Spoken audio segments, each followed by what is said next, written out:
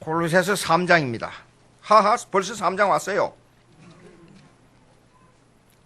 4장까지인데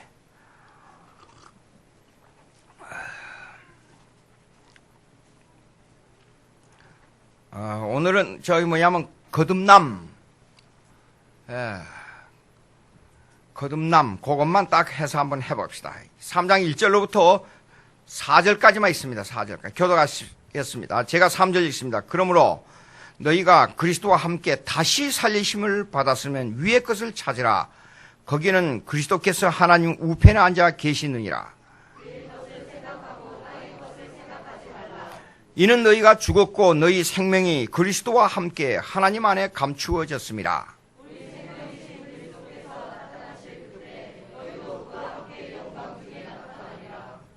아멘. 76년도였어요. 76년도. 1976년도니까 여기에 있는 분들 중에 상당수가 태어나지도 않았을 때예요, 보니까. 지금 와서 이제 영문학을 공부할 때인데 영문학 교수가 에세이를 써오라 그랬어요. 근데 내가 쓸 것이 아직 아무리 생각해도. 그래서 제가 에세이를 뭐냐면 Born Again Christian, 거듭난 기독교인 제목으로 썼어요. Born Again이 뭐이고 무엇이 뭐이고 무엇이 뭐이고. 근데 한국 관념으로 가지고 이제 미국 가서 1년밖에 안 됐어요, 당시에. 그러니까 한국 관념으로 해서 이제 그걸 써냈단 말이에요. 교수가 한참 보더니 가만히 보니 Are you church minister? 그래요. 예, 그렇습니다. 교회 목사 일본이냐? 그래서 예, 그렇습니다. 그랬더니 Born again, 거듭남이 뭐냐? 물어요. 그래서 두 번 나는 거다. 그러니까 헬란말로 기네데 아노덴이라고 하는데 위에서부터 난다. 그러니까 그게 어떻게 위에서부터 나오는 것이 다시 나오는 거냐 하고 질문했어요. 근데 이것이 그 학급에서 폭탄이 됐어요. 다른 거 공부를 하지 않고 사람이 다시 나올 수 있느냐, 거듭남이 뭐냐, 성령이 뭐냐, 내가 말하는 기독교인의 관념이 뭐냐, 대논쟁이 벌어졌어요. 왜 논쟁이 벌어졌느냐? 그 중에 물론 기독교인이 있을 거 아니에요. 그런데 그 논쟁이 벌어진 중에 나오는 것이 몇 가지가 있는데 한 두 가지만 제가 얘기하겠어요. 첫째, 본어게인 크리스찬은 예수만 믿는다 그렇게 말하는 게 본어게인 크리스찬이 아니다. 그렇게 말하는 학생이 하나 있었어요. 이 사람은 어떤 사람이냐면 오순절 계통의 사람이요. 오순절 계통의 사람이 들어가서 아무리 예수를 믿어도 성령 받지 않으면 안 된다. 그 얘기 들었어요? 한국에서. 예수 믿어도 성령을 받아야 되는데 성령 받는 것이 본어게인이다. 그 성령 받는 게 뭐냐? 그러니까 어느 날로 어느 시 어느 때 기도를 하고 하나님 말씀했는데 기적을 맛보고 성령이 나에게 역사해서 능력을 맛보는 그것이 본어게인이다. 이렇게 말을 했어요. 여러분 생각에 맞는 것 같아요? 거기다가 이제 평상시에 교리적 그 기독교인 중에 또 있었죠. 교리적으로 강한 교회에 나가는 학생이 있었어요. 그거는 쉽게 말해서 bullshit 그렇게 말해버려. bullshit이 뭔 줄 알아요? 그 bullshit이란 말은 무슨 말이냐 그러면 쓸데없는 개차방 같은 소리 한다 그런 소리예요. 그 같은 기독교인인데 그래서 bullshit 그래 버렸어요. 그러니까 이래가지고 대논쟁이 벌어요. 왜 bullshit이냐 그러면요. bullshit이 뭐냐 그러면 좀 창피한 강단에서 있는 창피한 말인데 소가 쏴놓은 오물을 보고 하는 말이에요. 그걸 갖다 bullshit이라고 했어요. bullseye 그러면 소 눈깔이란 뜻이에요. 소 눈깔이란 뜻은 뭐냐면 총을 가지고 저기 관역을 가장 가운데 관역을 저기 우리 한국에 양궁 쏘잖아요. 그럼 가운데 가장 10점짜리를 갖다가 bullseye라 그래요. bullseye. 소 눈깔 쉽게 말해서. 그래서 관역의 가운데를 보고 bullseye라 그래요. 그 bullshit이 뭐냐 그러면 shit 그러면 쉬하고 대변 소변을 보는 걸 bullshit이라 그래요. 그러니까 쓸데없는 아무 말도 되지 않는 소리를 한다고 그렇게 기적을 맛보고 성령의 능력을 맛보는 자기로서는 대단한 걸로 생각했는데 이것이 기독교인으로서 거듭난 건데 그걸 보고 교리에 확실한 사람은 That is a bullshit 그랬어요. 엄청난 논쟁이 벌어질 거 아니에요? 그때부터 제가 더욱더 이 성령으로 거듭남, 여기 보세요. 그리스도와 함께 다시 살림이심이란 것은 뭐야? 그러면 거듭남이란 뜻이에요. 두 번 난다 그 말이에요. 이 두 번 남에 대해서 이게 뭐냐? 더 그때부터 연구하기 시작한 거예요. 그래서 하나의 논문을 써놨어요. 오늘 그에 대한 요약을 해가지고 1시간 동안 좀 이 얘기를 할 테니까 좀 들어보세요. 거듭남. 이 거듭남의 교리에 대해서 예수님이 가장 정확하게 가르쳐주고 있는 것이 어디냐 그러면 요한복음 3장입니다. 3장 펴보세요. 요한복음 3장.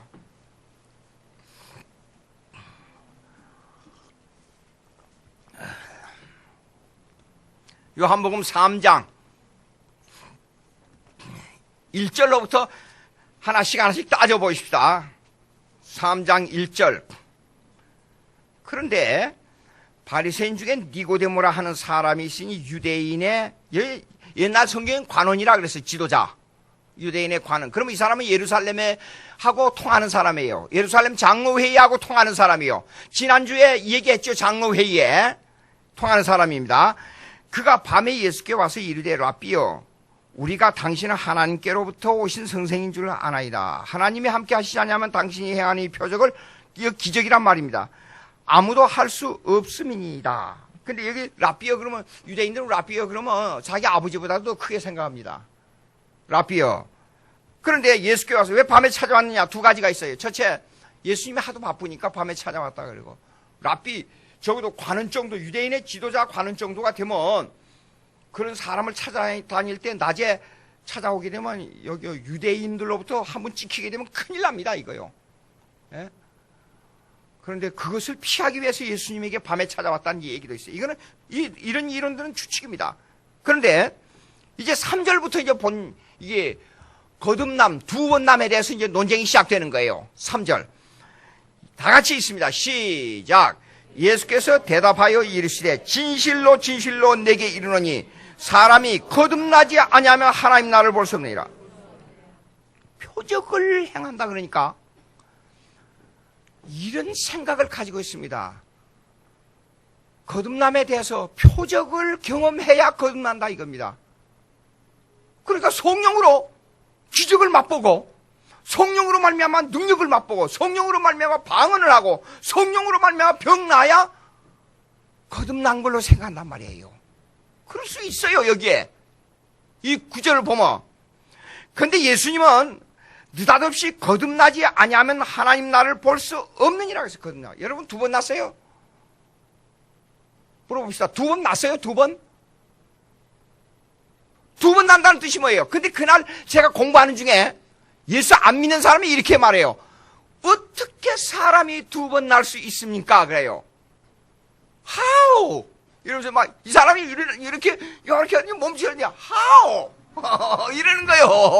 어떻게 두 번? 내가 지금 한 번 나서 이렇게 죽음, 이미 났다는 것은 죽음을 말하지 않느냐? 근데 어떻게 두 번 날 수 있느냐? 그러는 거예요. 자, 그런 질문을 하는 거예요. 지금 니고데모가 하오 하는 질문을 하는데 보세요. 니고데모 4절 있습니다. 다 같이 한번 읽어봅시다. 시작. 니고데모가 이르되 사람이 늙으면 어떻게 날 수 있삼나이까? 두 번째 모태에 들어갔다가 날 수 있... 그러니까 하오 하는 질문하는 사람하고 니고데모하고 똑같은 생각을 한 거예요. 보세요. born again. 다시 태어난다. 그러면 내가 두 번 낳아야 되니까 어머니, 이렇게 큰 사람이, 어머니가 나보다 적어요. 그렇죠? 이렇게 큰 사람이 어머니 뱃속에 들어갔다가 다시 태어난다 그 말이에요? 어떻게 그런 일이 이 땅에서 일어날 수 있습니까? 이렇게 질문한 거예요. 두 번 난다 그러니까. 그러니까 제가 옛날에 공부할 때 영문학에서 에세이 써놓은 걸 가지고 그 질문을 하는 그 학생이나 예수 안 믿는 그 학생의 질문이나 똑같은 질문이에요, 이게요. 봅시다. 그럼 5절 봅시다. 이게 여기서부터 아주 중요합니다. 다 같이 시작. 예수께서 대답하시되 진실로 진실로 내게 이르노니 사람이 물과 성령으로 나지 아니하면 하나님 나라에 들어갈 수 없느니라. 성경의 내용을요, 쉽게 말 한마디 쓰는 것을 우리가요, 물과 성령으로 나는 것이 나야만 하나님 나라에 들어간다. 문장은 아주 쉽지요. 그렇죠? 근데 이 뜻을 해석하는 데는 엄청 어려움이 있습니다. 성경을 쉽게 생각해가지고 아주 깊은 내용이 들어있는데 이걸 간단한 방법으로 해결하려고 그러면 안 돼요. 그래서 물과 성령으로 난단 말이 무슨 말인가 하는 것 때문에 거의 몇 년을 고생을 했어요. 한국에 와서 물과 성령에 대해서 얘기를 하는데 어떤 사람이 이래요. 물을 세례 받아야 천국 갑니까? 물이니까, 물로 세례를 받으니까. 그다음 두 번째, 이 물이 뭐냐? 이 물은 말씀이다. 그런 사람이 있어요. 말씀. 자, 보세요. 구원의 개혁파 신학에서 말하는 두 가지의, 구원에 있어 두 가지의 절대적인 요소가 있습니다. 첫째, 성령이에요. 그 다음에 말씀이에요. 성령이 말씀을 사용해서 우리의 심령 속에 하나님과 교제 역할을 해줘요. 그러면 성령은 인격이고 말씀은 도구예요. 성령의 인격이 말씀을 도구로 해가지고 하나님과의 교제 역할을 하는 것이 물과 성령으로 한다. 이렇게 말합니다. 맞습니까? 제가 질문하는 데는 언제나 함정이 들어있어요. 예? 학교에서 제가 강의할 때도 신학생들이요. 함정이, 쉽게 대답해버려요. 이렇습니까? 하고 대답하면, 물으면 쉽게 대답하는데, 어떤 학생은 미리 알고 그러더라고요. 함정이 들어있기 때문에 대답을 못하겠습니다. 물과 성령으로 난단 말이 무슨 말이냐? 이런 문제가 나옵니다. 자, 보세요. 문장을 봅시다. 성경을 해석하는 데 있어요. 중요한 얘기를 하겠습니다. 물론 제가 이제 성경 해석학을 가르쳐요, 지금. 근데 성경을 해석하는 데 있어서 문장에 나온 단어를 먼저 연구하느냐, 문장을 먼저 연구하느냐 문제가 있어요. 그럴 때는 단어를 먼저 연구하는 겁니다. 근데 한국에 와서 보니까 설교를 하는데 대부분의 사람들이 문장부터 가지고 먼저 설명을 해요. 단어를 먼저 설명해주고 그 다음에 문장으로 들어가야 성경의 해석학의 순서가 되는 거예요. 그러면 단어를 연구할 때는 이게 좀 어려운데 어쩔 수 없어요. 우리 여기는 신학생들보다 수준이 더 높은 분들이 있으니까. 그렇죠? 맞아요? 단어를 연구한 데는 맨 처음에 성경의 원문에서 헬라어, 히브리어, 아람어로 되어 있어요. 성경이. 아람어는 구약에 조금밖에 안 나와요. 그래서 거의 헬라어하고 히브리어를 연구합니다. 그러면 맨 처음에 인터프리테이션을 해요. 번역을 해요, 번역을. 그러면 번역을 해놓고 번역대로 읽으면 이해가 안 돼요, 여러분. 그러니까 여기에 나온 책들을 쫙 보게 되면 번역문들이 많이 나와요, 외국 서적. 어떤 때는 문장이 맞지 않고 글이 맞지 않는 걸 보면 문법대로만 번역을 해서 그래요. 그러면 안 돼요. Reinterpretation. 한국말 번역한 걸 가지고 다시 단어와 문장을 맞춰서 다시 해석을 해야 돼요. 그래야 뜻이 우리에게 와요. 그것은 대단히 어렵습니다. 그래서 그걸 할 때 맨 처음에 단어를 자세히 봐가지고, 영문과 졸업 학생이 어려운 문장을 가지고 와서는 저를 보고 그래요. 교수님, 도대체 이 문장을 해석할 수가 없습니다. 왜 그러냐? 가져와봤더니, 자, 보세요. practice. 그럼 연습한다는 말이죠. 그러나, practice 속에는 실행한다는 말도 들어있어요. 근데 연습한다는 말을 실행한다는 말로 바꾸니까, 탁! 뜻이 맞아버리는 거예요. 문법대로 그대로 단어 해석해야지 그럼 문장이 맞지 않을 때가 많아요. 그런 현상이에요, 그런 현상. 그래서 그걸 맞추는 거예요, 단어를 가지고. 자, 그러면 오늘 여기서 이 문장을, 거기서 이제 그 정도로 하고 넘어갑시다. 그 다음에 문장을 해야 되니까, 그 이상 더 하게 되면 또 복잡해져요. 골치 아파요. 자, 물과 성령으로 한다는 단어를 분석을 해야 돼요, 물과 성령. 그러면 어떤 때는 물이 세례를 말하는 게 맞을 때가 있어요. 근데 구약으로 들어가면 시대적 배경, 성경이 해석을 할 때는 세 가지가 절대적인 요소가 필요합니다. 첫째, 문장의 문법적인 요소예요. 두 번째, 그 문장의 단어와 문장이 가지고 있는 교리적 요소예요. 세 번째, 그 역사적 배경이 있어요, 역사적 배경. 그러니까, 이거 다른 얘기인데, 야곱이 야복강변에서 그랬지요. 그러면 여러분들 이해 안 되는 게 있어요, 없어요? 야복강변에서 천사와 씨름하는 게. 왜 이해가 안 되냐 그러면 자기 형 예서를 위해서 종들도 보내고 그 다음에 짐승들도 보내고 쉽게 말해서 둘째 아내인 자식들과 그것도 다 보내고 혼자 남아 있었어요. 그 다음에 마지막 자기 사랑하는 아내를 마지막에 보내놓고 그 다음에 거기에서 천사와 씨름하고 있었어요. 강을 어떻게 건너 보냈느냐 하는 문제가 나와요. 그렇죠? 강인데. 근데 그 내용의 히브리어를 제가 보니까 영어로 번역하면 이래요. fall. 그러면 조그만 개울이래, 개울. 그 다음에 stream. 그러면 시내란 뜻이에요. 그냥 물 cursed. 그러면 사람이 키가 넘지 않는 정도의 흐르는 물을 말해요. river. 그럼 강이에요. 그러니까 그런 걸로 해석할 때는 반드시 거기에는 보니까 히브리 말하고 이 번역을 자세히 찾아보니까 사람의 키가 넘지 않는 물이니까 보통 이 정도 되는 물이에요. 허리 밑으로 내려갈 수 있는 물이 시내예요, 시내. 근데 우리말로는 야복 강이라고 번역했단 말이에요. 그러니까 이해가 안 되는 거예요. 그렇죠? 이런 역사적 배경에 대한 것을 우리가 많이 생각해야 돼요. 여러분 마태복음 25장에 이런 게 있습니다.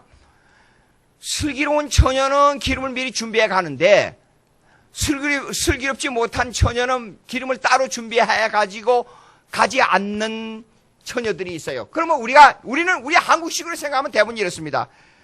충분한 이 등잔에 충분한 기름이 있으니까 그냥 가자. 그렇게 생각하는 내 대부분의 생각이에요. 근데 히브리적으로는 그게 아니에요. 히브리적으로는 반드시 등잔을 가지고 간 등잔 기름은 30분 1시간을 못 넘어요. 아주 조그만한 겁니다. 유대의 땅에서 직접 가져온 등잔을 여러분에게 보여주면, 제가 가지고 있어요. 그걸 보여주면 우리 한국에는 등잔이 기름을 상당히 부을 수 있는데 우리 한국에 3분의 1, 4분의 1, 5분의 1도 안 들어가요. 그 기름이. 그 조그만 등잔에. 이러니까 이거는 반드시 기름을 준비해 가는 것이 원칙이에요. 따로. 근데 이 바보들이 한 10분 내지 20분 만에 자기 신랑이 올 줄 알고 기름을 준비하지 않고 등잔만 딱 가지고 나간 거예요. 그러니까 얼마나 바보예요, 이거요. 그런 의미로 해석을 해야 됩니다. 예. 그러니까 밤이 깊도록 3시간, 4시간을 기다려도 불을 태울 수 있는 등잔불이 아니에요, 그거는. 아주 조그만 거예요. 예. 그건 역사적 배경으로 그런 걸 알아야 성경 해석하기 바로 성립된단 말이에요. 그러면 여기에서 말하는 물은 보세요. 어떤 거는 성경을 물을 말할 때 구약에 나타난 물은 환난과 시험을 말해요. 구약에 나타난 물은. 근데 베드로 사도는 말할 때 물을 세례로 말하고 있어요. 세례로.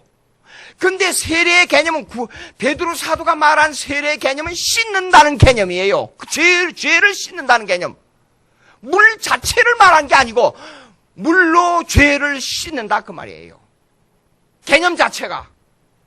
그러면 여기서는 물과 성령으로 한다는 뭐냐? 베드로 사도가 말하고 있는 물의 개념하고 사도 요한이 말하고 있는 물의 개념은 다른 개념으로 해석을 해야 됩니다. 성경 문장학적으로. 찾아보겠습니다. 한번. 베드로 전서입니다. 베드로 전서 3장 21절. 찾았지요? 제가 먼저 찾아야 되니까. 자, 다 같이 한번 읽어봅시다. 시작. 말미암아 이제 너희를 구원하는 편이 곧 세례라. 이러니까 세례로 구원한다는 사람들이 나온단 말이에요. 세례만 받으면. 다 같이 시작. 이는 육체의 더러운 것을 제하여 버림이 아니요 하나님을 향한 선한 양심의 강군이라 그랬어요. 세례로 구원받는데 세례로 구원. 여러분 제가 한번 구원론이 잠깐 얘기할 때 이런 적이 있어요. 구원을 받았다고 해서 예수 믿는다고 해서 갑자기 천사가 되는 게 아니다 그랬어요. 그 뭐냐 그러면 방향전환이라 그랬어요. 내가 세상을 즐거워하고 세상을 향하던 내 이 영적 양심의 방향이 어디로 가느냐 그러면 하나님을 향한다는 방향전환이라 그랬어요. 이 방향전환이 강하면 강할수록 성화된다 그랬어요. 그 얘기 한 적이 있습니다. 제가. 그러면 이 세례는 물로 세례를 받는 건데 우리를 죄를 씻는다는 개념을 가지고 있지만은 죄가 없어지는 개념이 아니라 방향전환의 개념으로 말하고 있습니다. 여기에요. 구원이라는 개념을. 자, 그러면 물로 물로 세례를 받는다는 개념을 잠깐 얘기했습니다. 그러면 다시 한번 봅시다. 디도서 3장 5절 한번 보세요. 디도서 3장 5절. 디도서 3장 5절. 디도서 3장 5절. 디모데 전후서 다음에 디도서 3장 5절. 3장 5절. 읽어봅시다. 다 같이 시작. 우리를 구원하시되 우리가 행한 바 의로운 행위로 말미암지 않고 오직 그의 긍휼하심을 따라 중생의 씻음과 씻는다 그랬으니까 거듭남, 중생 거듭남의 regeneration이니까. 그래서 씻음과 다 같이 시작. 성령의 새롭게 하심으로 하신다니. 그러니까 세례 받고 성령 받아야 구원받는다 이렇게 말할 수가 있어요. 이 내용을 잘못 알고 있는 거예요. 여기 보세요. 중생의 씻음은 뭐냐면 죄를 없앤다는 뜻이에요. 성령의 새롭게 하신다 하는 말은 성령의 사역을 강조 두고 하는 말입니다. 중생 자체, 거듭남의 자체를 말할 때는 죄를 씻는다는 개념으로 말하고 있고, 성령의 사역은 뭐냐? 성령의 사역은 우리의 심령을 새롭게 한다는 이 사역의 강조점을 두는 것이에요. 지금 이 문장의 내용. 근데 요거는 잘못 알고 어떤 사람들은 이렇게 말한단 말이에요. 세례로 말미암아, 물로 말미암아 세례를 받아야 되고 성령으로 말미암아 새로 거듭나야 구원한다. 그렇게 잘못 설명하고 있단 말이에요. 예? 자, 보세요. 그렇다 하나 다른 거 한번 봅시다. 베드로전서 1장 23절. 베드로전서 1장 23절. 베드로전서 1장 23절. 베드로전서 1장 23절. 다 같이 시작. 너희가 거듭난 것은 썩을 씨로 된 것이 아니요 썩지 아니할 씨로 된 것이니 살아있고 항상 있는 하나님의 말씀으로 되었느니라. 그게 말씀으로 거듭납니까?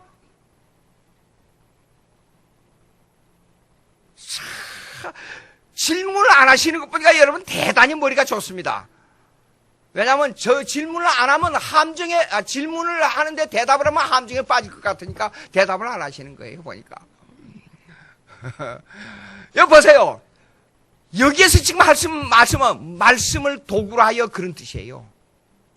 말씀 자체로 구하는 게 아니라 말씀을 도구로 하여 거듭난다 그런 뜻이에요. 여기에는. 그러니까 이 원어 공부가 아주 중요한 거예요. 말씀을 도구해요. 그래서 잘못해가지고 두 가지가 이론이 나온단 말이에요. 구원 얻으면 물은 뭐냐? 하나는 세례다. 하나는 말씀이다. 그렇게 하는데 이게 틀렸다 그 말입니다. 제 얘기는 지금. 물은 뭐냐 하는 문제가 물을 정의를 해야 될 거 아니에요. 물을. 반대 입장에서 한번 봅시다. 물이 구약에 봅시다. 시편 69편 1절 한번 보세요. 시편 69편 1절. 시편 구약의 시편 69편 1절. 시편 69편 1절. 찾았지요? 다 같이 시작. 하나님이여 나를 구원하세요. 물들이 내 영혼에까지 흘러 들어왔나이다. 나는 다 같이 시작. 나는 설 곳이 없는 깊은 수렁에 빠지며 깊은 물에 들어가니 큰 물이 내게 넘치나이다. 내가 부르짖음으로 피곤하여 나의 목이 마르며 나의 하나님을 바라서 나의 눈이 쇠한. 이거는 물이 환란이요. 나 시험이에요, 이게요. 그럼 물로 거듭난단 말이 시험으로 거듭난단 말입니까? 아니에요. 그러니까 물의 개념을 어떻게 해석하느냐? 이 성경을 쓴 선지자나 사도들의 개념에 따라서 다르게 나타납니다. 예? 또 더 하나 봅시다. 시편 124편의 4절. 124편. 시편 124편 4절. 다 같이 시작. 그때 물이 우리를 휩쓸어 시내가 우리 영혼을 삼켰을 것이며 그때에 넘치는 물이 우리 영혼을 삼켰을 것이라고. 여기도 물이 이게 시험이에요. 실현이에요. 그러면 물로 거듭난단 말이 뭐냐 하는 문제가 나오는데 물이 아니야 할 것 같으면 말씀이냐 하는 문제가 나와요. 말씀. 예? 물이 뭐냐? 아까 말씀도 아니라 그랬죠. 그럼 보자고요. 여기 요한복음 3장으로 다시 넘어가서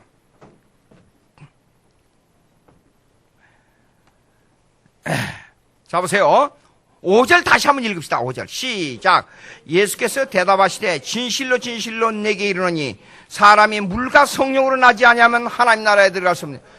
다시 한번 말씀드립니다. 물과 성령으로 나야 하나님 나라에 들어간다.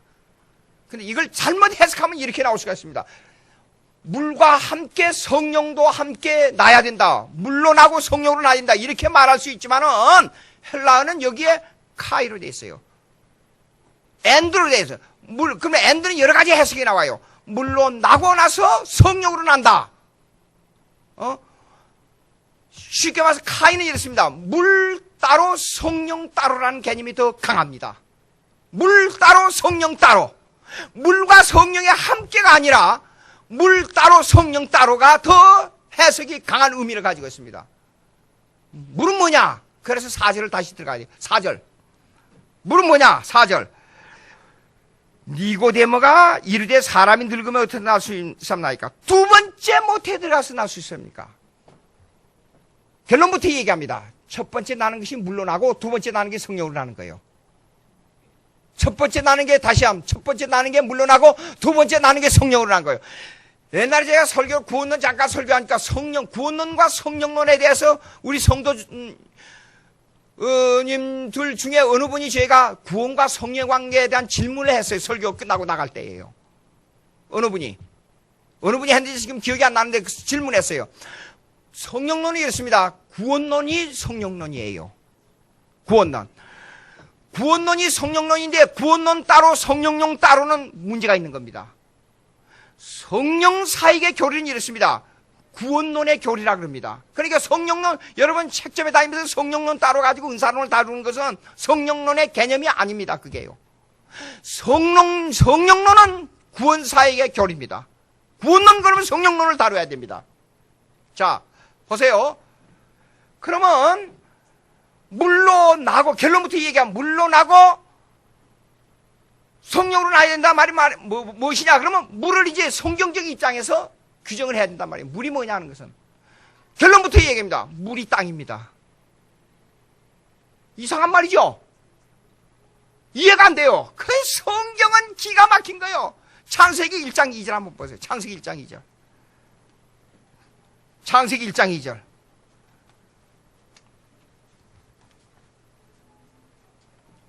창세기 1장 2절.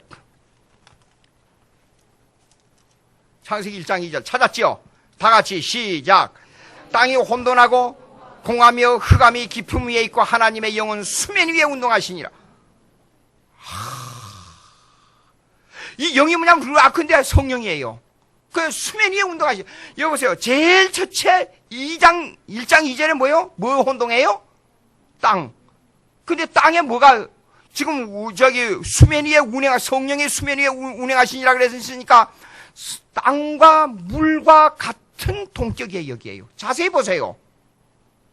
성령의 물 위에서 지금 움직이고 있는데 이거 우리 애가 마침 미국에서 대학에서 공부를 하다가 아빠 그래 뭐야 그래 이 세상에서 가장 모든 만물 속에 잠재하고 있는 가장 중요한 원소가 뭐냐 그래요. 모른다. 공기 아니냐 그러니까 아빠 틀렸다 그래요. 뭐야 그랬더니 물이라 그래요. 공기 속에도 물이 있어요. 예. 아무리 메마른 그릇이라도 물이 없으면 세포가 조직이 안 돼요. 이상하다. 그래서 그것이 성경에 있다는 거예요.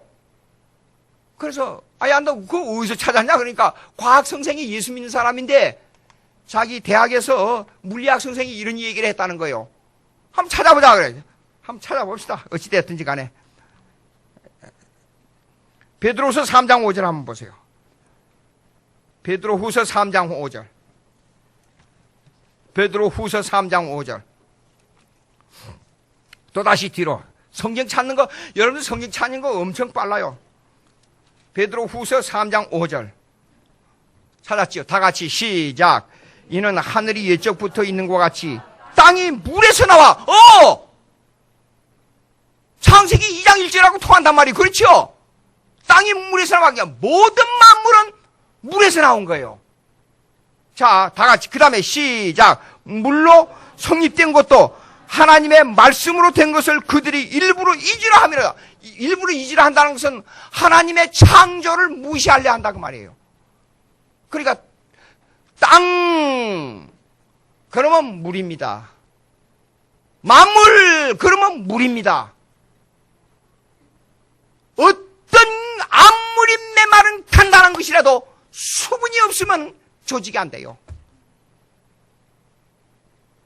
물리학적으로 증명이 됐습니다. 그것이. 그러면 물로 난단 말이에요? 어디에서 나온단 말이에요? 여러분들이 땅에서 나온단 말이에요. 그러니까 여기에 거듭난다 하는 말은 헬라 말로 예수님이 뭐라 하냐면 기네데 아노덴. 기네데 아노덴이 뭐냐면 위에서 난단 말이에요. 땅에서 난단 말은 이 땅에서 났는데 그것이 어머니 뱃속에서 나왔다 그 말이에요. 물에서 나왔다는 말은. 여러분 이 땅에서 다 태어났죠? 그 말은 어머니 뱃속에서 나왔단 말이에요. 그리고 가장 중요한 게 뭔지 알아요? 우리가 태생할 때 뱃속에서 물이에요, 물. 태물도 어린애가 가장 정자, 난자 만났을 때도 물이에요. 물의 요청이 안 되면 안 돼요. 그리고 태물이 아주 중요해요. 태물이 문제가 생기면 어린애가 문제가 생기는 거예요. 그래서 물로 났다는 것은 너희는 땅에서 태어난 존재라 그 말이에요. 성경 기가 막히죠? 에? 물로 났다는 존재가 땅에서 나왔단 말이에요. 그러면 물로 나고 그 다음에 거듭난다는 말은 뭐냐면 두 번째 태어난 것을 질문했잖아요. 니고데모가. 내가 이렇게 커가지고 어떻게 두 번 나올 수 있습니까? 내가 어머니 뱃속에 들어갔다 나올 수 있습니까? 예수님이 야, 너 틀렸어 이놈아. 내 말 잘 들어. 그 말이에요 지금요. 잘 들어. 사람이 물로 난 것은 땅에서 난 거야. 왜 물이라고 말하냐? 인간이 태어난 존재를 예수님이 물로 이 말씀한 이유가 아주 깊은 내용이 들어있습니다. 여러분 이 땅에서 난 것은 우연이 아니에요. 하나님의 창조의 원리에서 나오기 때문에 예수님이 물로 말씀하신 거예요. 예? 야 땅에서 났다 그러면 우리 그냥 어머니 뱃속에서 나온 걸로 끝나버려요. 그러나 물은 왜 만물의 땅속에 물을 개입시켰냐 하나님이. 창세기 1장 1절에 만물이 형성되기 전에 물이 수면에 성령이 수면에 운행하시니라 왜 그 말을 썼냐. 이것은 창조의 원리는 물의 원리는 가장 기본적인 창조의 원리를 말하고 있기 때문에 그래요. 여러분이 이 땅에 태어난 거 우연이 없습니다. 창조의 원리와 하나님의 뜻에 의해서 태어난 거예요. 불신자도 마찬가지예요. 왜 불신자가 하나님의 일을 하느냐? 몽둥이로 써먹기 위해서 하나님의 일을 하는 거예요. 가룟유다가 없으면 예수님을 팔아서 십자가에 못 박아서 죽을 수 있었어요? 아니잖아요. 악마의 일을 하면서 하나님의 일을 하는 거예요. 이 물의 원리라는 것은 기가 막힌 원리입니다. 창조의 원리를 말해서 아무리 예수 믿고 안 믿고 간에 내 말 잘 들어. 인간은 누구나 태어날 때부터 물의 원리에서 태어난 거야. 물의 원리는 하나님의 창조의 원리에서 태어난 거야. 그러나 진짜 태어난 게 하나 있어. 그것은 땅에서 원리에서 창조의 원리보다 또 하나 더 중요한 태어난 게 있는데 위에서부터 나와야 돼. 기네데 아노덴. 거듭난다, 두 번 난다 하는 말은 자 보세요. 그냥 처음부터 예수님이 그렇게 설명하지 않고 땅에서 나고 그 다음에 하늘에서 난다 그렇게 말씀하지 않고 물에서 나고 성령으로 나온다 하는 말은 성령 거듭난 것을 왜 위에서 나온다고 말씀했냐. 이거 구원론이 있습니다. 구원론은 내가 그냥 어떻게 하다 보니까 예수 믿게 됐다 그게 아니에요. 하나님의 창조 이전에 예정에 의해서 구원이 결정된 거예요. 그러니까 위에서 그 말이에요. 여러분 주기도문 보세요. 아주 중요한 내용이 있어요. 뜻이 하늘에서 이루어진 것 같이 땅에서 이루어진다. 저 보세요. 하늘과 땅이에요. 하나님의 뜻은 창세 이전에 위에서 결정된 사항이에요. 그게 구원이 이 땅에서 이루어질 때는 위에서 결정된 사항에 따라서 성립되는 거예요. 그러니까 위에서 나와야 된다는 말을 쓴 거예요. 여기에다가 단어 몇 개 안 되지만 엄청난 내용을 담고 있습니다. 구원론이, 여러분 예수 믿고 구원은 우연인 것 같아요? 깊이 생각해봐요. 창세 전에 결정된 사항이라는 거 생각해봐요. 그게 구원이 흔들리질 않아요. 내가 아무리 마음을 다른 데 두고 싶어도 성령은 나를 그 마음을 두지 못하게 울타리를 막을 것이다 생각해봐요. 기가 막히잖아요. 이 구원이 확정적입니다. 그래서 위에서 나온단 말이에요. 그러니까 이 말은 무슨 말이냐 그러면, 우리가 이 땅에 살면서 구원 얻는 것이 내가 어떻게 하다 보니까 친구를 잘 만나서, 내가 목사 아들로 태어나서, 내가 각 교회 생활 친구 때문에 뭐 어쩌다, 그 모든 것을 하나님의 섭리 가운데 이끌어 주신 거예요. 내 뜻대로 되는 게 아니에요. 그러고 나서 어머니 뱃속에서 잠깐 태어난 것도 창조의 원리에서 태어난 건데, 아주 또 중요한 걸 하나 더 붙여 얘기할 테니까 들어봐. 그 말이에요. 들어봐. 위에서 나와야 돼. 그 위에서 나오는 것은 물로 나고 성령으로 나와야 돼. 그래야 그게 거듭난 거야. 그래서 위에서는, 거듭난단 말 위에서는 쓴 거예요. 자, 보세요. 창세기, 요한복음 3장으로 다시 넘어가 봅시다. 6절 보세요, 6절. 아주 기가 막혀요. 다 같이 3장 6절 시작. 육으로 난 것은 육이요 영으로 난 것은 영이니. 자 보세요. 스탑 여기서요. 그만해 봅시다. 맨 처음에 4절 두 번째 모태에 들어갔다 나올 수 있습니까? 이건 땅의 것만 생각하는 니고데모의 생각이에요. 근데 예수님의 대답이 이렇습니다. 물과 성령으로 난다 그랬어요. 땅에서 나고 하늘에서 나와야 돼. 위에서 나와야 돼. 성령으로. 이게 거듭난 거야. 그리고 예수님이 이제 설명을 한 겁니다. 육으로 난 것은 창조의 원리에서 내가 이 땅에서 나는 것이야, 그거는. 근데 육으로 난 것은 어머니 뱃속에서 그냥 난 거야. 그래서 육으로 난 것은 육이로 끝나버려. 그러나, 영으로 난 것은 영이, 이 말은 뭐야? 위에 난 것은 성령으로 나야 돼. 육으로 났지만은 성령으로 다시 나는 거야. 지금 설명하고 있는 겁니다. 설명하고 나서, 예수님이 이렇게 말씀했어요. 7절, 내가 네게 거듭나야 하겠다는 말을 놀랍게 여기지 마라. 내가 너에게 말하는데 위에서 나온다. 하늘에서 나온다. 위에서. 기네데 아노덴 헬라 말로 나온다는 이 말을 이상하게 여기지 말라. 이거 아주 중요해. 그런데 8절에 보세요. 이걸 갖다가 미스티컬 유니온이라 그래. 신비적 결합이라 그래요. 바람이 임의로 불면 내가 그 소리를 들어도 어디서 와서 어디로 가는지 알지 못하니 성령으로 하는 사람 다 그래 아니라. 그때 당시에는 바람을 일으켰습니다. 신비적인 사건으로 바람을 생각. 오늘날은 바람의 기압의 움직임입니다. 그렇죠? 기압골이 낮은데 높은데, 기압골이 낮은과 높음, 기압골이 높은데 차이가 크면 클수록 바람이 세게 불지 않아요. 예? 약간만 차이가 있으면 바람이 살살살살 불고. 예? 그러니까 보세요.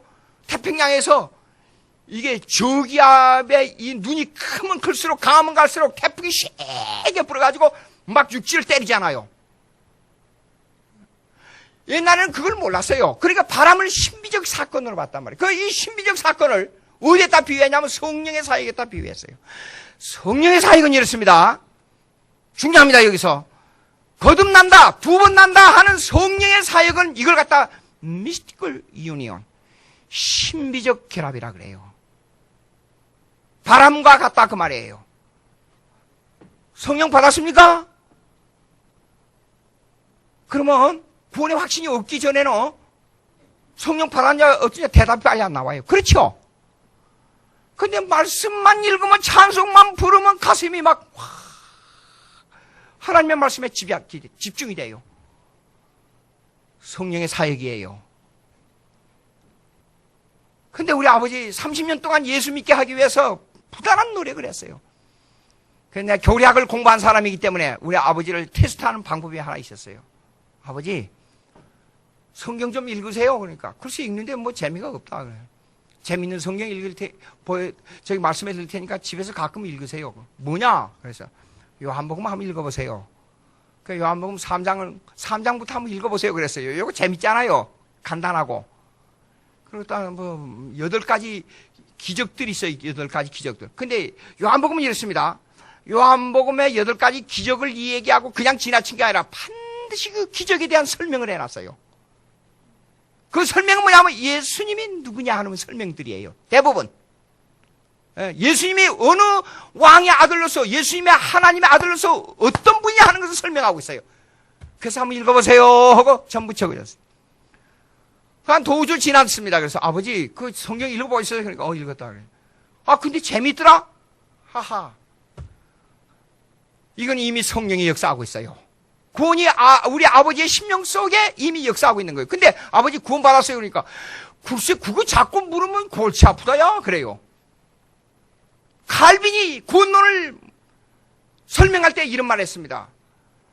예수 믿는 사람의 구원에 확신이 없어도 믿음의 씨앗이 그 속에 들어있으면 하늘나라에 가는 데는 아무 염려가 없다 그랬어요. 중요한 얘기입니다. 신비적 결합은 뭐냐 그러면, 구원론에서 신비적 결합은 뭐냐 그러면 이렇습니다. 처음에 하나님이 불러. 소명이라 그래요. 그 내적 소명, 효과적인 소명이라 그러는데 그걸 effective calling이라 그래요. internal calling이라 그래요. 내적 소명. 하나님이 불러요, 우리를. 근데 그 부르는 것은 뭐냐 그러면 처음부터 내가 예수 믿으니까 나를 보면 예수를 믿게 돼. 오늘부터 천국에 가. 그렇게 해서 부르는 게 아닙니다. 성령이 말씀을 적용해가지고 말씀을 아까 설명했잖아요. 말씀을 도구로 해서 말씀을 이해하도록 만드는 것이 내적 소명입니다. 구원이 이루어지고 있는 소명이라 그 말이에요. 내적 소명. 그러니까 여러분들이 구원의 확신은 어디야 천국 간다 그런 말에 기울일 필요가 없어요. 하나님의 말씀에 은혜가 있으면 이 사람은 이미 구원이 이루어지고 있는 겁니다. 하나님 말씀이. 그래서 개파 신학에서 강조하는 게, 구원론에서 강조하는 게 첫째 인격적인 접합은 뭐냐면 성령의 사역이에요. 그 다음에 하나님을 인식하게 하는 도구는 뭐냐 그러면 말씀이에요. 말씀이 내 심령 속에 은혜로 적용되면 이미 구원이 이루어지고 있는 거예요. 그래서 성령의 사역은 구원론에 있어서 신비적 결합이에요. 신비적. 이거 구원이 이루어지고 있는지 어쩐지 알지도 못해요. 어떤 때는. 근데 교회에 가면 눈물이 나와요. 교회 가면 하나님의 사랑 그러면 그냥 가슴이 울렁거려요. 이상하지요? 그게 구원의 사역이에요. 신비적 결합이에요. 자, 근데 이제 문제가 있어요. 이게 시간이 한 15분, 10분 정도밖에 안 남았는데요. 문제가 있어서 뭐냐면, 구원 받았다. 성령 받았다.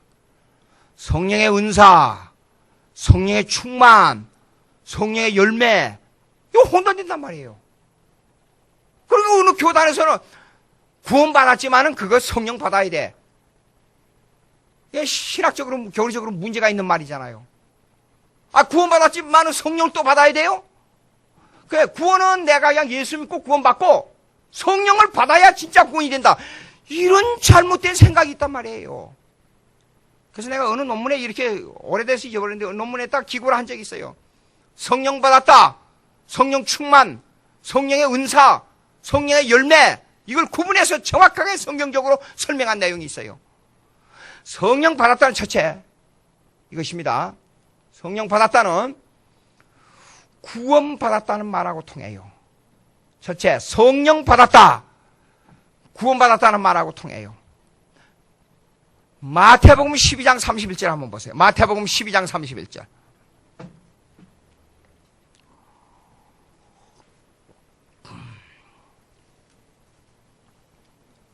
마태복음 12장 31절 32절. 마태복음 12장 31절 32절. 다 같이 찾았지요? 시작! 그러므로 내가 너에게 이르니 사람에 대한 모든 죄와 모독은 사심을 얻되 성령을 모독하는 것은 사심을 얻지 못하겠고 32절 다 같이 또 누구든지 말로 인자를 거역하면 사심을 얻되 누구든지 말로 성령을 거역하면 이 세상과 오는 세상에도 사심을 얻지 못할. 구원론에 있어서 예수님을 먼저 인자, 예수님을 먼저 인정하는 것을, 받아들이는 것이 우선입니까? 성령의 사역이 우선입니까? 할 때, 많은 사람들이 내 입장에서는 이렇습니다. 예수 믿는 게 우선으로 느껴져요. 내가 예수 믿어야 되잖아요. 근데 사실상 성경은 예수님의 강조점은 이렇습니다. 성령의 사역이 우선이에요. 성령이 역사해야 예수님을 구세주로 인정하고 받아들여요. 이걸 구체적으로 설명을 딱 한 적이 있어요. 한 곳이 뭐냐면 고린도전서 12장 3절. 고린도전서 12장 3절.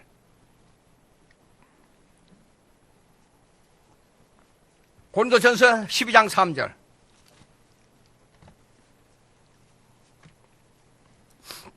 (12장 3절) 다 같이 찾았지요? 예, 시작.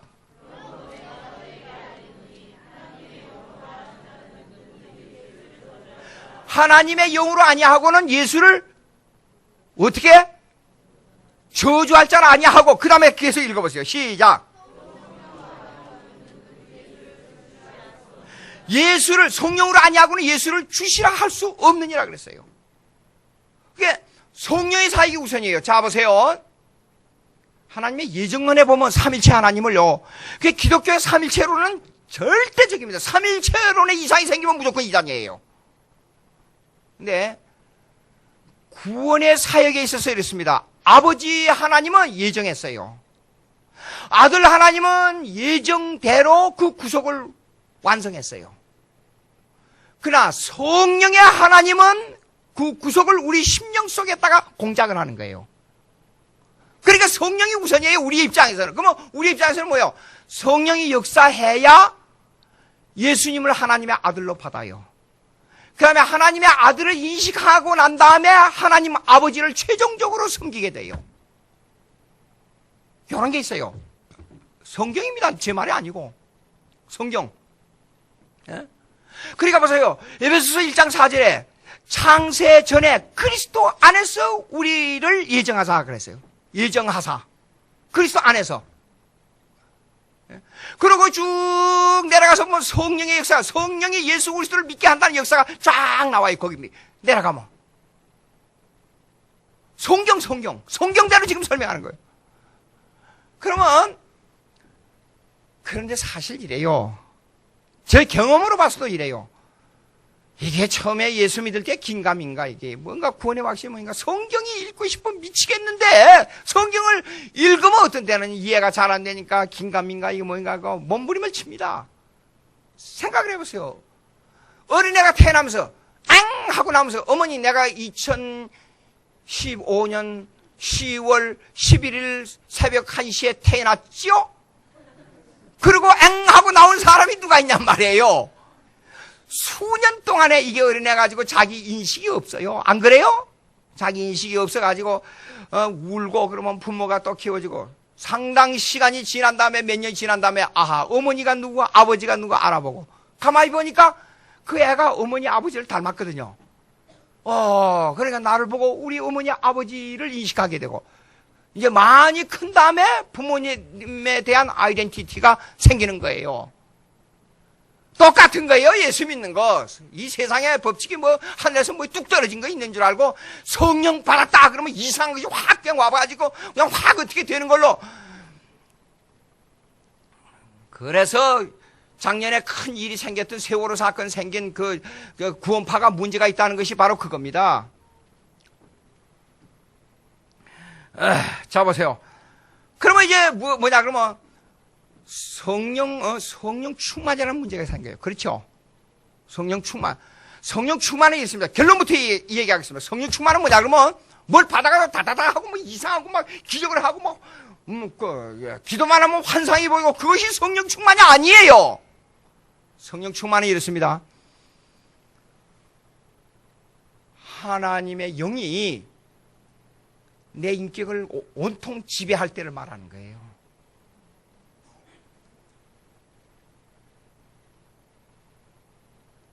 하나님의 성령이 내 인격을 지배할 때를 말해요. 그러나 성령이 충만하지 못하는 그 내 인격이, 내 개인의 인간적인 인격이 성령을 능가할 때를 말하는 거예요. 사도행전 4장 8절 한번 보세요. 사도행전 4장 8절. 사도행전 4장 8절. 4장 8절. 사도행전 4장 8절. 4장 8절. 찾았지요? 다 같이 시작. 이에 베드로가 성령이 충만하여 이르되, 성령이 충만하여 이르되 그랬습니다. 시간상체가 있습니다. 10절 가면 너희와 모든 이스라엘 백성들은 알라. 너희가 십자가에 못 박고 하나님의 죽은 자 가운데서 살리신 나선 예수 그리스도의 이름으로 이 사람이 건강히 되어 너희 앞에서 예수는 너희 건축자들이 버린 돌로서 모퉁이의 머릿돌이 되었느니라. 다른 이로서는 구원을 받을 수 없나이. 천하 사람들이 구원을 받을 만한 다른 이름은 우리에게 주신 일이 없습니다. 무슨 기적이 나고 뭐 이상한 일이 보고 뭐 무슨 능력이 나고 화다화다 하는 뭐 일들이 일어났어요. 여기서 물어봅시다. 베드로가 성령이 충만하여 오직 예수 그리스도를 소개한 것밖에 없어요. 예? 그러면 성령 충만이라는 개념은 뭐냐면 내 인격이 완전히 하나님에게 몰입되어 버린 상태를 말하는 거예요. 그것이 성령 충만입니다. 그러면 성령이 충만해야 할 때 이상한 일들이 일어나게 돼 있어요. 저도 재밌는 일이 있어요. 여러 가지 일들이 많아요. 그중엔 내 일생에 살면서 목회를 하면서도 그런 일들이 많았고 내 일생에 살면서 여러 가지 일들이 있는데 교회 문제로 말미암아 심히 다투게 됐어요. 청년회장 때 했어요. 근데 앉아서 이렇게 기도를 해요. 앉아서 기도를 하는데 교인들의 이름이 쫙 나타나더니 양쪽으로 쫙 갈려요. 앉아서 또 한참 있다 또 그렇게 하는데 또 그러는 거요. 아까하고 똑같은 이름들이 똑같이 갈리는 거요. 이거 뭐 이상한 내가 좀 정신이 이상해서 그러겠지 하고 그냥 내버려두고 한 시간 있다가 또 기도를 하는데 또 그러는 거예요. 똑같이. 그래서 난 그냥 지나가는 말로 어머니 박아무개 장로님 아무개 장로님 목사님을 반대하고 교회 갈릴 것 같아 그랬어요. 나도 모르게 그냥 그렇게 나와버린 거예요. 우리 어머니 말씀이 야, 박 장로님이 어떤 분인데 그렇게 반대하고 교회를 갈려나가 모르면 가만히 있었는데 큰일 난다. 조심해라. 입 조심해라고 저를 보고 그러더라고요. 그래서 조심하고 나 가만히 있을 테니까 어머니 염려하지 마세요. 3개월 후에 제가 본 대로 교회가 딱 갈렸어요. 그때 제가요 청년회장으로서 어떤 위치에 있어야 될 것을 딱 판단했어요. 이럴 때는 위험할 때 교회 싸움은 좀 무섭습니다. 교회에서 절대로 싸움 일으키면 안 돼요. 자기 자손에게까지 엄청난 해가 갑니다. 교회에서 싸움꾼 되면 안 돼요. 중요합니다 이거요. 그때 제가 보고요 박 장로님하고 저하고는 엄청 친했어요. 당시에 그 양반이 시키는 대로 제가 일을 했어요. 하나님이 저에게 보여준 이유가 있구나. 그래서 조용하게 끊고 부산 작은아버지 집에 가서 한 1개월 있다가 들어온 거예요. 이 세상에 그런 일들은 우연히 없어요. 그러니까 목사님이 그때 빨리 신학교 가라고 추천해 주셨어요. 자, 보세요. 그러면 그런 일들은 뭐냐, 그러면 여기 보세요. 성령의 충만은 그런 것이 성령의 충만이 아니에요. 이걸 보고 성령의 은사라 그래요. 이거는 고린도전서 12장 4절. 고린도전서 12장 4절. 고린도전서 12장 4절. 쭉 내요. 고린도전서 12장 4절 있습니다. 은사는 여러 가지나 성령은 같고 직분은 여러 가지나 주는 같으며 모든 사역은 여러 가지나 모든 것을 모든 사람 가운데서 이루시는 하나님은 같으니 각 사람에게 성령을 나타내시면 유익하게 하려 하시며 다 같이 8절 시작. 사람에게는 성령으로 말미암아 지혜의 말씀을, 어떤 사람에게는 같은 성령을 따라 지식의 말씀을, 다른 사람에게는 같은 성령으로 믿음을, 어떤 사람에게는 한 성령으로 병 고치는 은사를, 어떤 사람에게는 능력 행함을, 어떤 사람에게는 예언함을, 어떤 사람에게는 영들 분별함을, 다른 사람에게는 각종 방언을 말함을, 어떤 사람에게는 방언들 통역함을. 이건 은사입니다. 근데 오늘 한국교회에서 은사를 받아놓고 성령 받았다 그런단 말이에요. 은사는 사람마다 전부 달라요. 근데 조용한데 진짜 성령 은사 받은 사람이 있어요. 교회 안에서. 가장 큰 은사가 뭐냐면 교회를 화평케 하는 사람이에요. 그거는 사랑의 은사가 있어야 돼요. 그래서 고린도전서 13장에는 사랑의 은사를 강조한 거예요. 사랑의 은사를. 그보다도 더 큰 성령의 은사가 없는 거예요. 그러면 성령의 은사는 성령 충만이 아니고 하나님을 잘 믿고 하나님을 잘 섬기게 하고 교회를 유익하게 하는 도구예요. 은사는 방언만 하는 교회 가면 반드시 방언해야 성령을 받는다 해가지고 방언 못하면 성령 못 받은 사람으로 치부해버리잖아요. 영어로 말하자면 that is wrong. 아주 잘못된 거예요.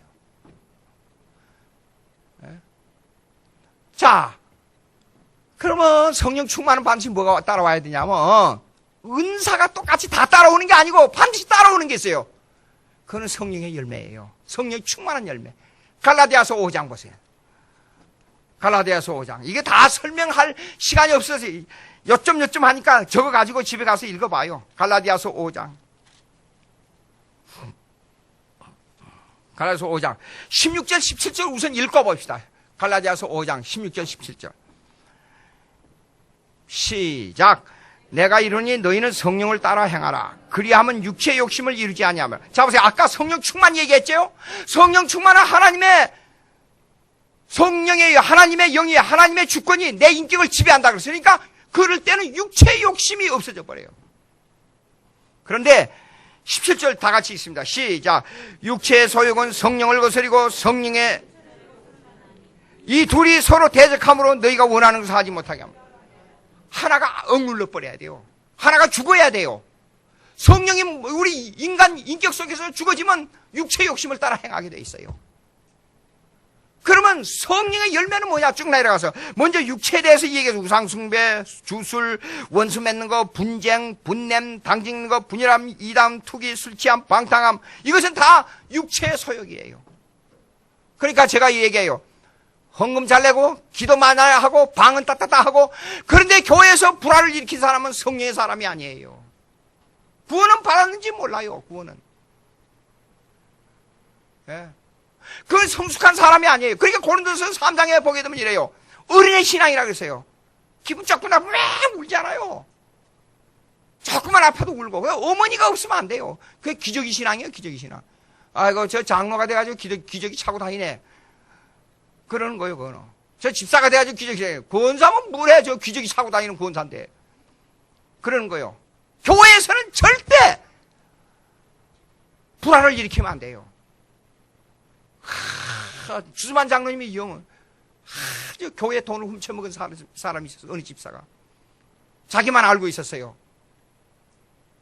그래가지고 문제가 생겼어요. 교회에. 재정이 자꾸만 거들라니까 아무도 몰래 쌀을 밑감아 팔아가지고 아무도 몰래 헌금을 갖다가 냈어요. 그걸 떼웠어요.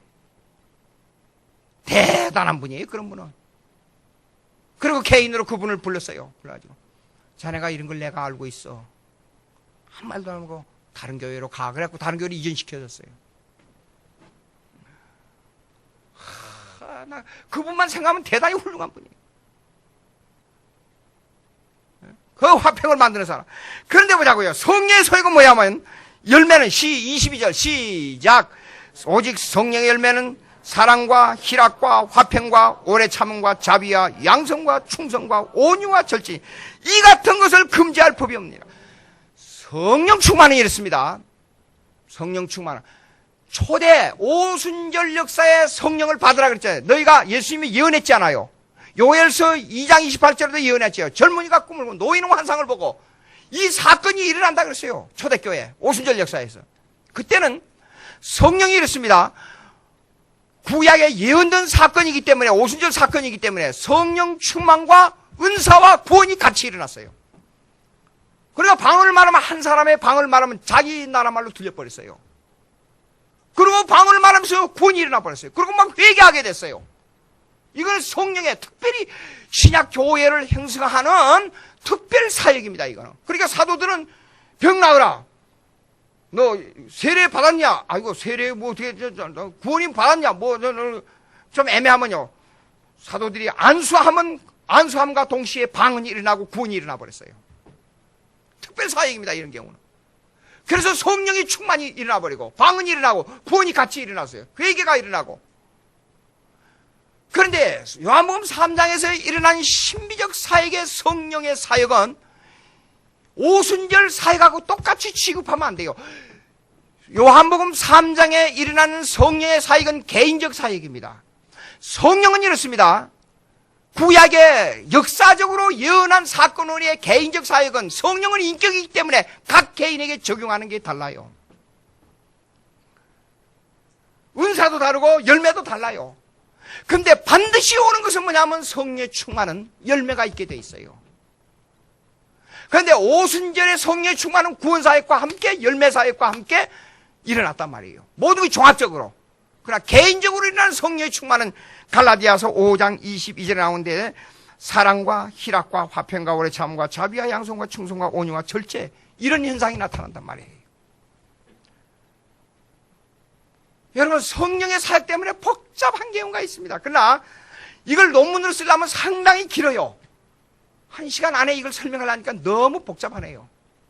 깊이 생각하십시오. 성경을 오늘 가르쳐드린 성경을 가지고 집에 가서 계속 읽고 또 읽고 또 읽고 또 읽어보세요. 기도하십시다. 하나님 아버지 감사합니다. 성령 사역의 교리가 구원 사역의 교리라는 것을 바로 알고 하나님의 뜻을 잘 준행하여 하나님의 교회를 열심히 섬기고 주의 뜻을 잘 준행하는 귀한 성도들 될 수 있도록 성령 충만의 역사를 주시옵소서. 예수님의 이름으로 기도하옵나이다.